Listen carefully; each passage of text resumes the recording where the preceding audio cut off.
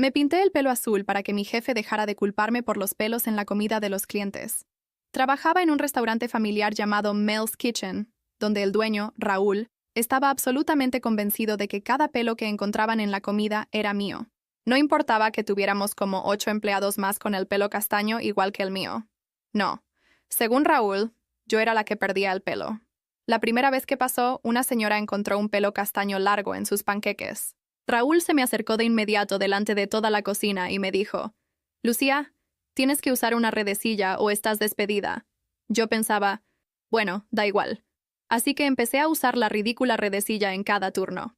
Pero luego volvía a pasar. Cada vez que alguien se quejaba de pelos en la comida, Raúl me señalaba y amenazaba con descontarme el sueldo. Le repetía una y otra vez que no era yo porque, bueno, llevaba una redecilla.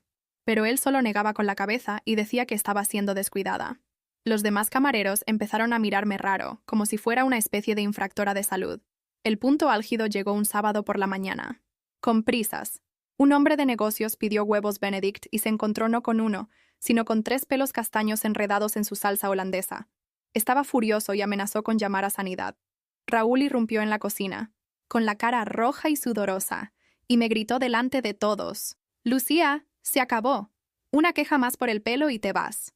Estaba tan frustrada que casi lloré allí mismo. Sabía a ciencia cierta que esos pelos no eran míos porque lo llevaba recogido en un moño apretado bajo esa estúpida redecilla.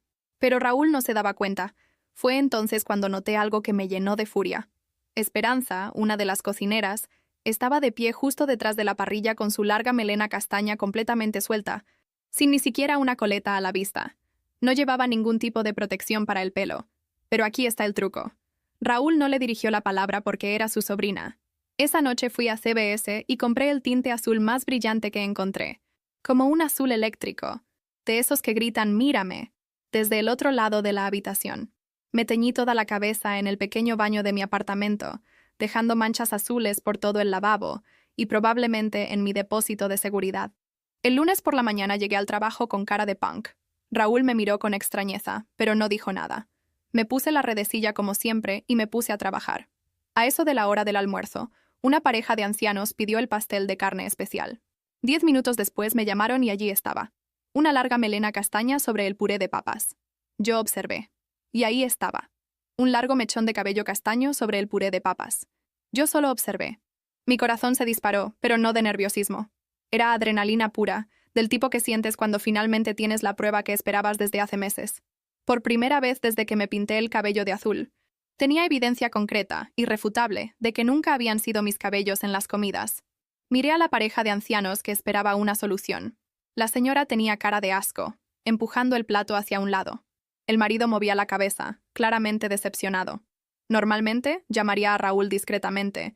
Él vendría a la mesa, me humillaría frente a los clientes, y yo me lo tragaría una vez más.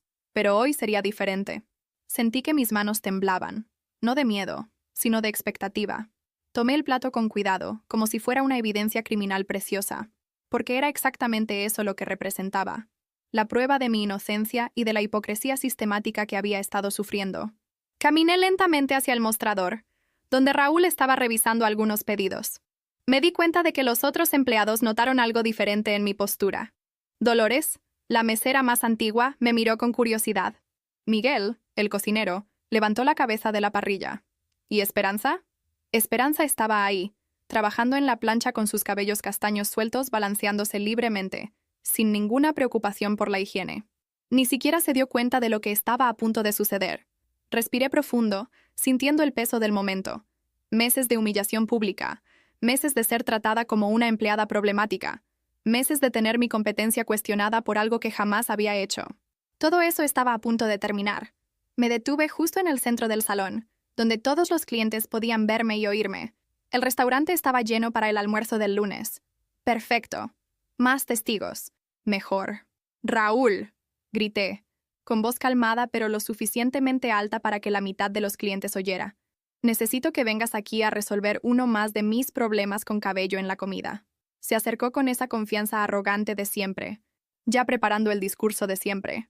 Podía ver en sus ojos que estaba listo para una humillación pública más de Lucía la irresponsable. «Déjame adivinar», dijo alto, para que los clientes oyeran. ¿Te olvidaste de sujetar el cabello correctamente otra vez? Fue cuando hice el movimiento que lo cambiaría todo. Dramáticamente, con gestos bien lentos y deliberados, me quité mi gorro. Mi cabello azul eléctrico cayó por mis hombros como una cascada de rebeldía. El silencio que siguió fue ensordecedor. Raúl se quedó literalmente boquiabierto. Algunos clientes soltaron los tenedores. Hasta la música ambiental pareció detenerse. Señalé el mechón castaño en el plato, manteniendo contacto visual con Raúl. Explícame cómo mi cabello castaño está en esta comida, Raúl. Su rostro pasó del rojo al blanco en cuestión de segundos. Abrió y cerró la boca varias veces, como un pez fuera del agua. Los clientes comenzaron a murmurar entre sí, algunos sacando sus celulares para filmar el drama que se desarrollaba. Estoy esperando, continué, manteniendo la voz calmada pero firme. ¿Cómo es que mi cabello azul se volvió castaño en este plato? Fue entonces cuando Esperanza finalmente se dio cuenta de lo que estaba pasando. Me miró, después a Raúl, después a su propio cabello suelto, y en un intento desesperado de pasar desapercibida, comenzó a buscar un gorro. Pero ya era demasiado tarde. ¿Están viendo esto? Anuncié para todo el restaurante, girando para mostrar mi cabello azul a todos los clientes. Durante meses he sido culpada por algo que nunca hice. Ahora todos ustedes son testigos de la verdad. Raúl aún tartamudeaba, tratando de encontrar una explicación. Bueno, tú... tal vez sea de antes. Cuando tú todavía... ¿Cuando yo todavía qué, Raúl? Interrumpí. ¿Cuando mi cabello todavía era castaño? Eso fue hace 3 semanas. ¿Me estás diciendo que un mechón de cabello estuvo 3 semanas vagando por la cocina hasta parar en el plato de esta pareja? Los murmullos de los clientes se hicieron más fuertes. Algunas personas reían. Otras expresaban indignación. Estaba ganando a la audiencia. Saqué mi celular y comencé a grabar todo. Gente, no van a creer lo que estoy a punto de mostrarles. Comencé una transmisión en vivo en Instagram. Mi nombre es Lucía, y durante meses fui humillada públicamente por mi jefe, quien me culpaba por todos los cabellos encontrados en la comida de los clientes. Mostré mi cabello azul a la cámara, después el mechón castaño en el plato, y entonces a Raúl, aún completamente perdido. Este es Raúl, mi jefe, que aún no ha podido explicarme cómo mi cabello azul se volvió castaño en este plato. Las visualizaciones comenzaron a aumentar rápidamente. Los comentarios de apoyo comenzaron a aparecer. ¡Vamos, Lucía! Expon a ese jefe abusivo. Justicia para la chica del cabello azul. Los clientes comenzaron a levantarse e irse sin pagar. Algunos expresaron asco por las condiciones sanitarias. Una mujer dijo en voz alta, «Si no saben ni de dónde vienen los cabellos en la comida, imaginen qué más puede estar mal aquí». ¿Y esta? Continué girando la cámara hacia Esperanza, que trataba de esconderse detrás de la plancha. Es Esperanza, sobrina de Raúl, que trabaja sin gorro desde hace meses mientras yo era humillada diariamente. El video ya tenía cientos de visualizaciones, y los comentarios no paraban de llegar. Los hashtags comenzaron a aparecer. Cabello azul justicia. Justicia para Lucia. Restaurante tóxico. Raúl finalmente intentó tomar control de la situación. «Lucía, detén esto ahora, o estás despedida». Me reí, literalmente me reí en su cara. ¿Despedirme? Raúl, acabas de perder la mitad de tus clientes. Mira alrededor. Y era verdad. El restaurante se estaba vaciando. Las personas pagaban sus cuentas rápidamente y se iban. Algunas ni se molestaron en pagar. Además, continué aún grabando, ¿realmente quieres despedirme frente a miles de personas viendo en vivo? Porque esa sería una excelente forma de hacer esta situación aún peor para ti. Dolores, la mesera más antigua, se acercó a mí. Lucía, ¿puedo decir algo? Miró a la cámara. Trabajo aquí desde hace 5 años, y siempre supe que esos cabellos no eran de Lucía. Pero Raúl nunca quiso escuchar. Miguel, el cocinero, también se unió a nosotros. Es verdad. Raúl me prohibió quejarme de las prácticas de Esperanza. Dijo que si continuaba molestándola, estaría despedido. La revuelta se estaba expandiendo. Otros empleados comenzaron a acercarse, cada uno con sus propias historias de abuso y favoritismo. Lo que comenzó como mi venganza personal se estaba transformando en una exposición completa de las prácticas abusivas del restaurante. Raúl se dio cuenta de que estaba perdiendo el control. «Todos están despedidos», gritó. «Todos». «Perfecto», respondí. «Porque así puedes explicar a tus clientes restantes, si quedaron algunos, cómo va a funcionar el restaurante sin empleados». El video continuaba ganando tracción. Influencers locales comenzaron a compartir. Críticos gastronómicos de la ciudad expresaron horror en los comentarios. Los medios locales comenzaron a mandar mensajes pidiendo entrevistas. En menos de una hora, había pasado de empleada humillada a celebridad local. ¿Y Raúl? Raúl estaba descubriendo que sus acciones tenían consecuencias. Consecuencias que jamás imaginó que pudieran venir de alguien a quien consideraba insignificante. Pero eso era solo el comienzo. Lo que no sabía era que una periodista investigativa local estaba entre los espectadores de la transmisión en vivo, y ella estaba muy interesada en saber más sobre las prácticas laborales de cocina de Mel. 2 horas después, mi celular no paraba de sonar. Los mensajes de apoyo llegaban por miles. Las personas compartían sus propias historias de jefes abusivos.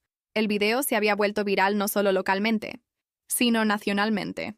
Rebecca, de KQED News, fue la primera periodista en llamarme. Lucia, vi tu transmisión en vivo. Me gustaría hacer un reportaje más profundo sobre lo que viviste en el restaurante. ¿Puedo ir a verte? Acepté inmediatamente.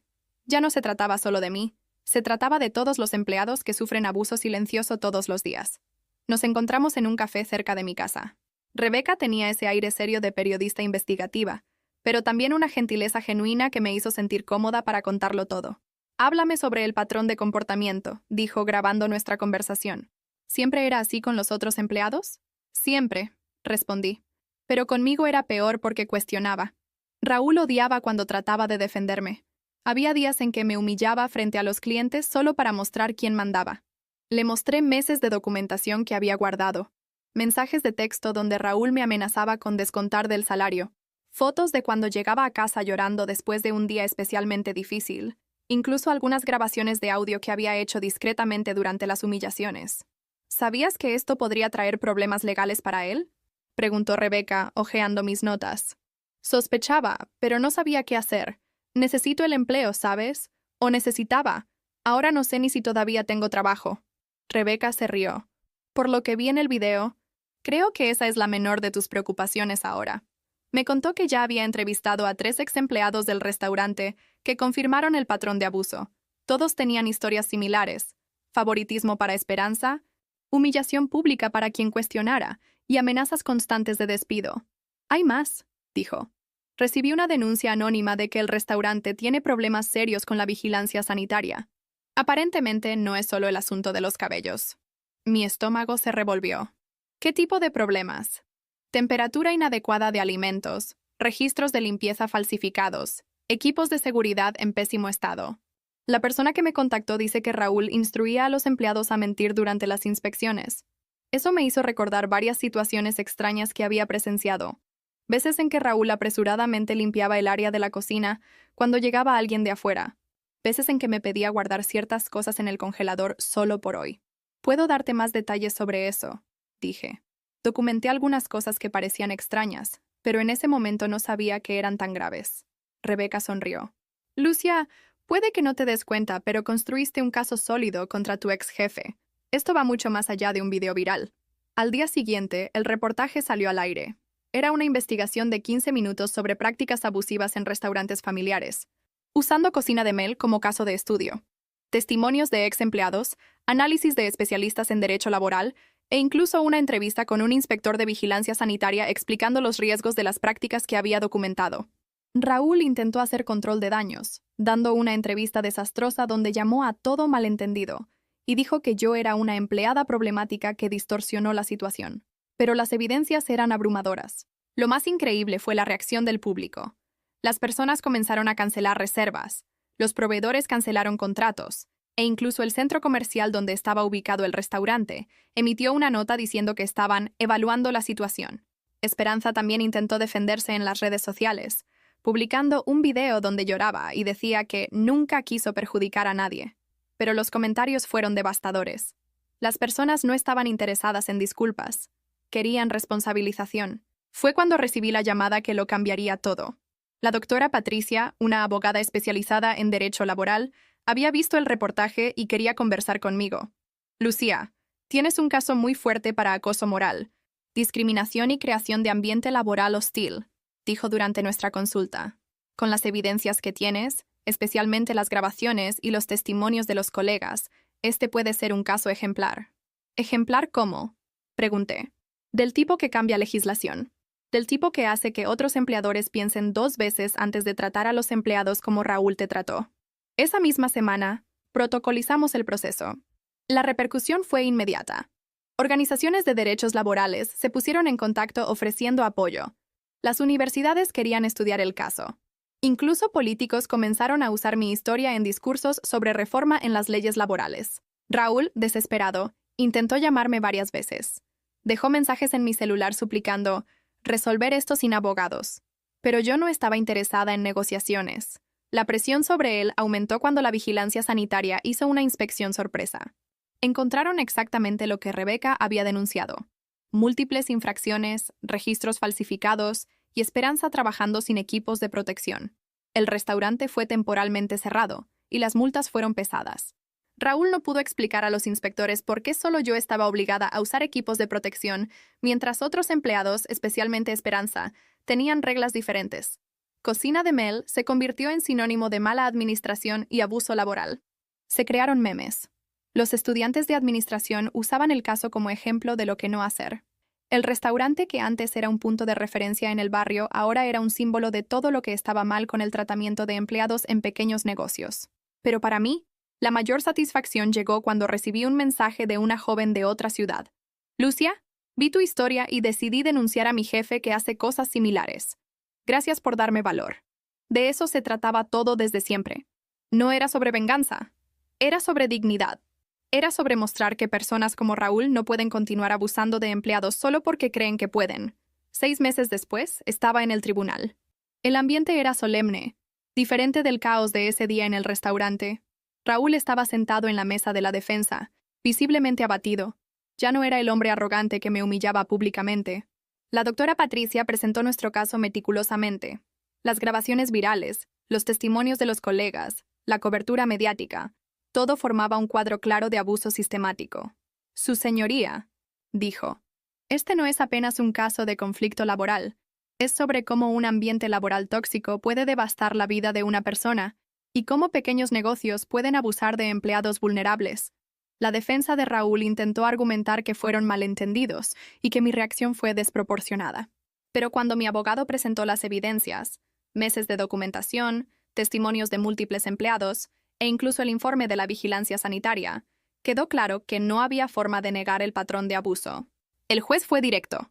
Señor Raúl, sus acciones constituyen acoso moral sistemático. La creación intencional de un ambiente laboral hostil para una empleada específica es inaceptable en cualquier contexto empresarial.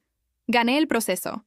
La indemnización fue sustancial, suficiente para compensar no solo los daños materiales, sino especialmente los daños morales.